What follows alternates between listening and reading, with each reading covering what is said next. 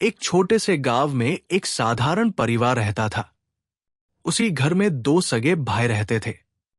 बड़े भाई का नाम था भानु और छोटे भाई का नाम था किशन। दोनों भाइयों की शादी को लगभग 20 वर्ष बीत चुके थे। भानु के घर एक बेटा था, रोहन, जबकि किशन और उसकी पत्नी राधा आज तक संतान सुख से वंचित थे। इस बात को लेकर भानु के मन में कहीं न कहीं घमंड था। वो अंदर ही अंदर खुद को भाग्यशाली समझता और किशन की कमी पर मन ही मन खुश होता रहता। एक दिन किशन कहीं जाने की तैयारी कर रहा था। ये देखकर भानु ने व्यंग्य करते हुए पूछा, अरे महाराज, आज कौन सी सवारी निकल रही है? किशन ने बड़े ही नम्र स्वर में कहा, भाई साहब, आज मैं खाटू श्याम जी के दर्शन के लिए जा रहा हूं। इतना सुनते ही भानु का चेहरा तमतमा उठा। पागल हो गया है क्या? यूं ही समय और पैसा बर्बाद करेगा? वहां जाकर क्या मिल जाएगा?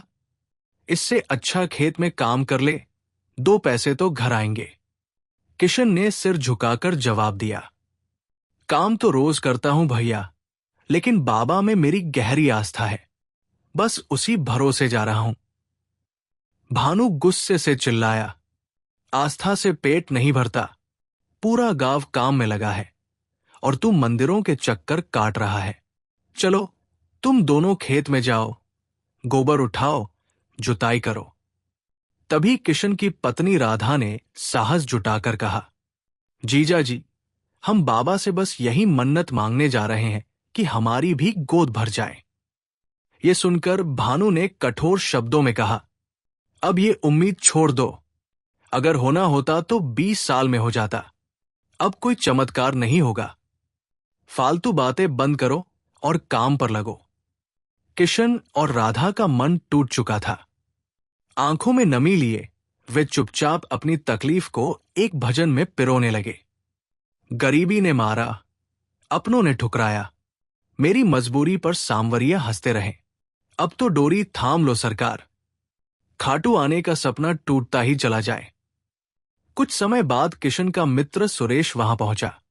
राम राम किशन। राम राम सुरेश, किशन ने भारी मन से जवाब दिया।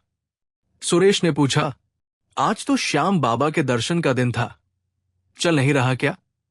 किशन ने मायूसी से कहा, नहीं दोस्त, अब नहीं जा पाऊंगा।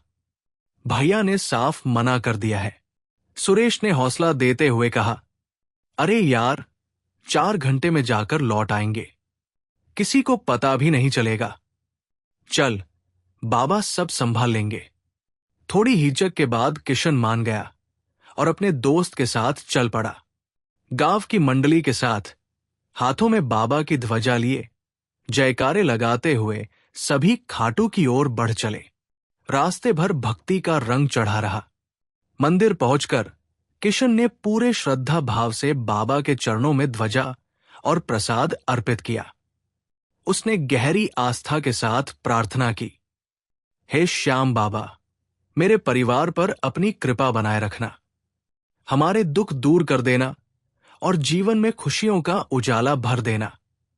बाबा के दरबार से लौटते समय किशन के चेहरे पर एक नई उम्मीद की चमक थी।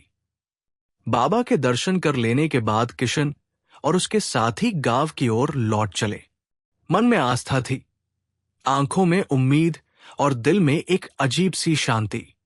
उधर गांव में भानु का बेटा रोहन उस दिन कॉलेज से अपेक्षा से पहले ही घर लौट आया। अरे बेटा, आज इतनी जल्दी कैसे? भानु ने प्यार से पूछा। रोहन बोला, पापा, आज मेरे दोस्त का जन्मदिन है, पार्टी में जाना है, कोई अच्छा सा तोहफा लेना है, थोड़े पैसे दे दीजिए। भानु ने जेब से 500 रुपए निकालकर देते हुए कहा, ले, इससे कुछ ढंग का आ जाएगा। फिर पल भर सोचकर बोला, नहीं, ये कम पड़ जाएंगे।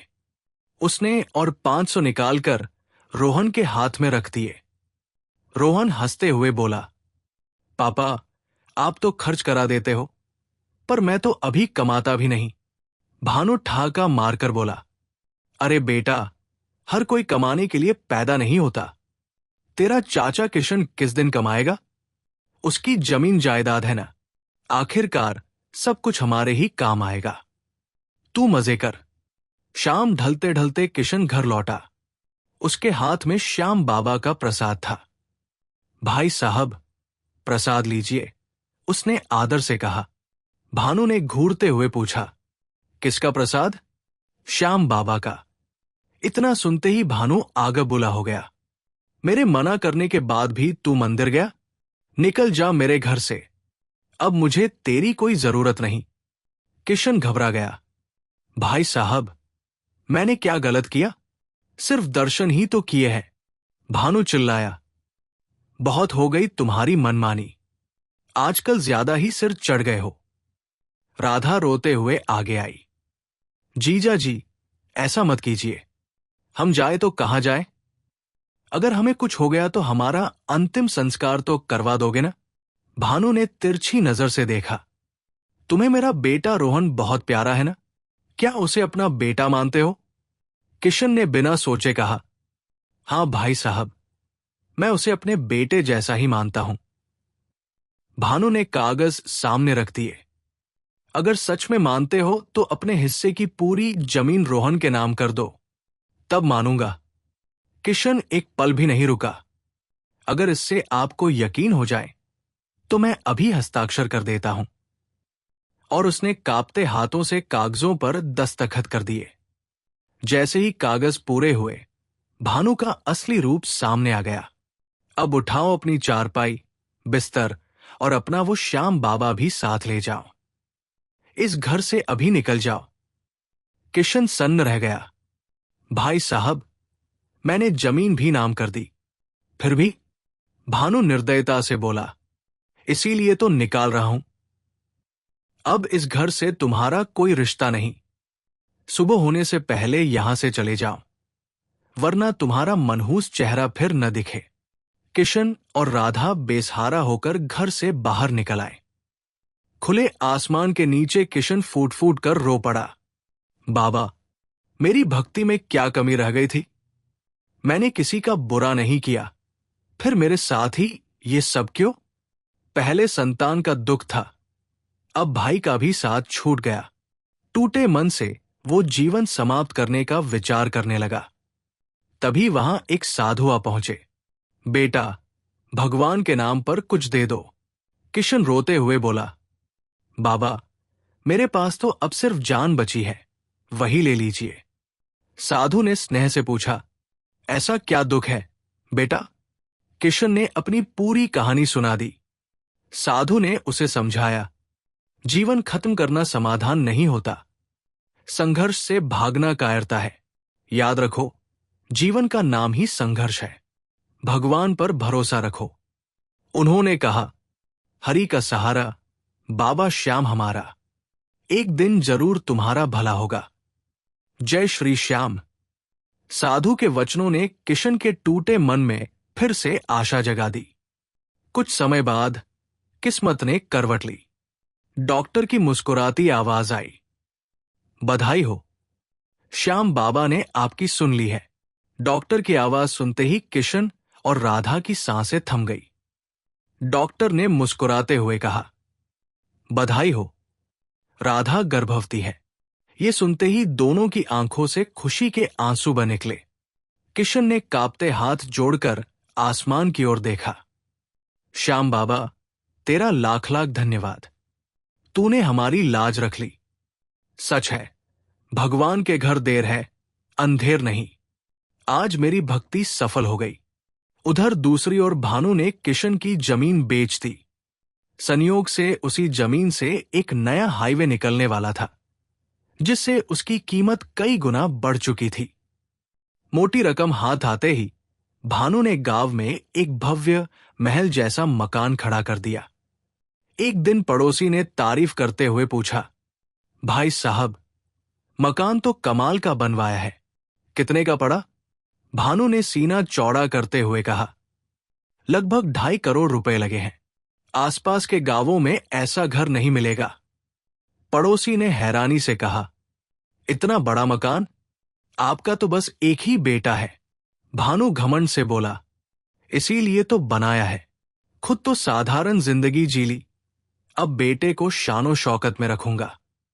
भानु का बेटा रोहन अब पैसों के घमंड में डूब चुका था। उसने कहा, पापा, ये घर तो गांव की शान बन गया है। अब बस एक बढ़िया गाड़ी दिलवा दो, फिर कॉलेज में मेरा भी रुतबा होगा। भानु हंस पड़ा। अरे बेटा, गाड़ी कौन सी बड़ी बात है, बाकी जमीन का पैसा मिलते ही दिलवा दूंगा। मां ने भी बेटे का साथ दिया और उसकी हर मांग पूरी होती गई।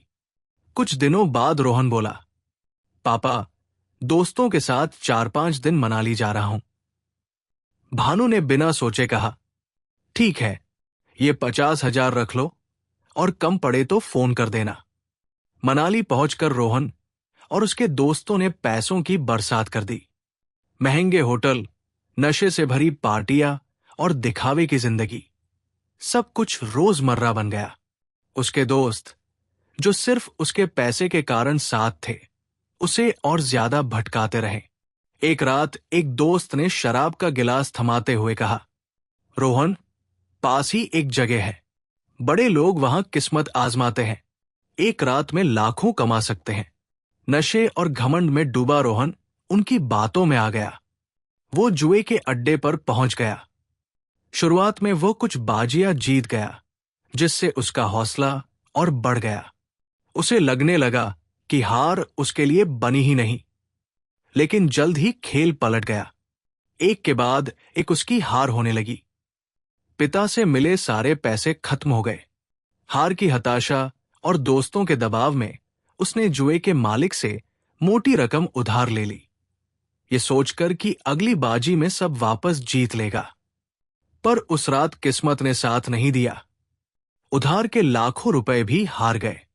जुए के अड्डे के लोगों ने उसका सामान और पासपोर्ट रख लिया और धमकी दी, एक हफ्ते में पैसे नहीं लौटाए तो अंजाम बुरा होगा।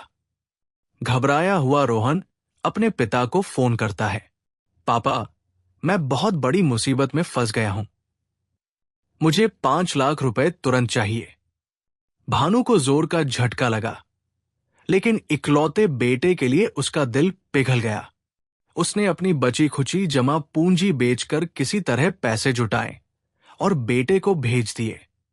उसने सोचा, बच्चा है, गलती हो गई होगी, लेकिन ये तो बस शुरुआत थी।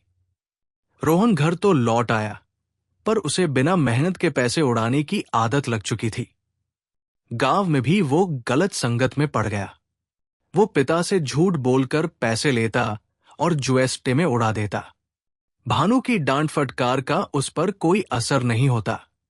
समय यूं ही बीतता गया। उधर किशन और राधा की जिंदगी धीरे धीरे संभलने लगी। उनके घर एक बेटे ने जन्म लिया। उन्होंने उसका नाम मोहन रखा। घर में वर्षों बाद किलकारी गूंजी और उनके जीवन में आशा की नई रोशनी फैल गई। किशन दिन रात मेहनत में लगा रहता। उसने अपनी लगन से एक छोटी सी दुकान खड़ी कर ली थी। राधा घर संभालती, बेटे को संस्कार देती और हर पल परिवार को जोड़कर रखती।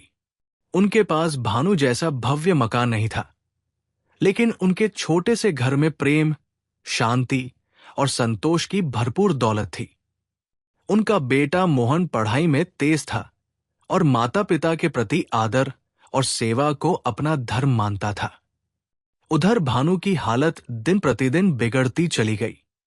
रोहन के कर्ज उतारने के लिए उसे अपनी बची खुची जमीन बेचनी पड़ रही थी। गांव में उसकी इज्जत मिट्टी में मिल चुकी थी।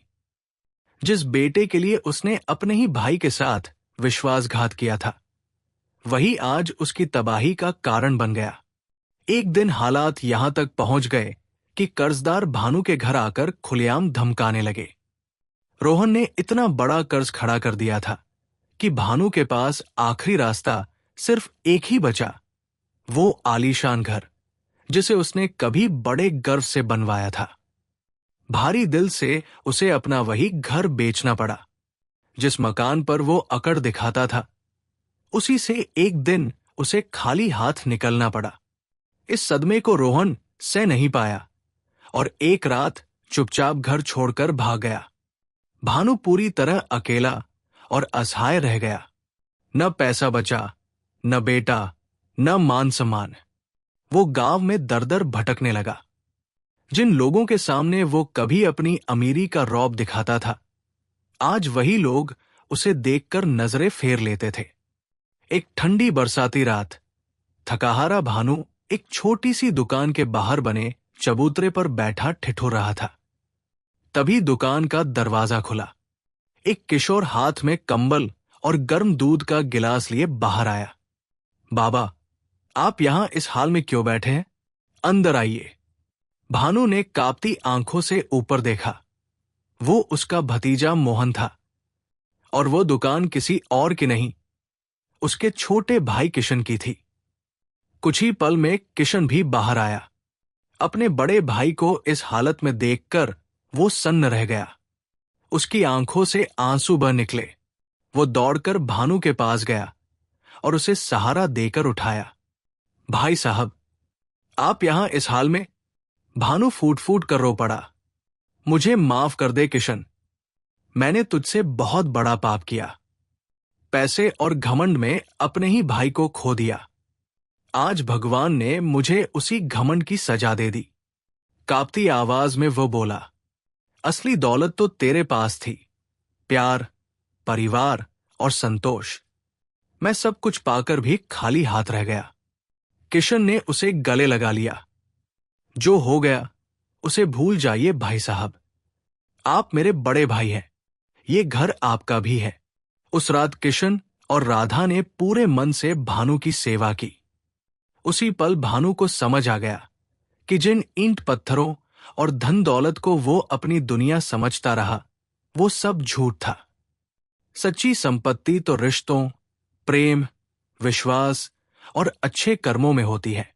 भानु ने अपना शेष जीवन अपने भाई के परिवार के साथ बिताया, पश्चाताप, सेवा और श्याम बाबा से क्षमा मांगते हुए, क्योंकि इंसान की नीयत और कर्म ही उसका भविष्य तय करते हैं। जो दूसरों के लिए गड्ढा खोदता है, एक दिन खुद उसी में गिरता है। धन दौलत और महल क्षणिक होते हैं, लेकिन परिवार, प्रेम और ईश्वर में आस्था, यही वो सच्ची दौलत है जो अंत तक साथ निभाती है।